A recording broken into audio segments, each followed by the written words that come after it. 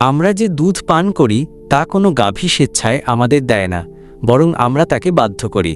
তেমনি কোনো গাধাও নিজের ইচ্ছায় বোঝা বহন করে না, আমরাই তাকে খাটিয়ে নিই। অন্যদিকে সিংহ সরাসরি আমাদের কোনো উপকার না করলেও তার কাছ থেকে দুধ নেওয়া বা তাকে দিয়ে কাজ করানোর সাহস কোনো মানুষের নেই, কারণ সিংহ শক্তিশালী, তার সামনে আমরা অসহায়। অথচ আমরা তাকে রাজার সম্মান দেই। ঠিক একইভাবে সমাজে কিছু মানুষ নিঃস্বার্থভাবে কাজ করে যান, ত্যাগ স্বীকার করেন এবং অপমান নীরবে সহ্য করেন। আমরা প্রায়শই তাদের গাধার মতো খাটাই।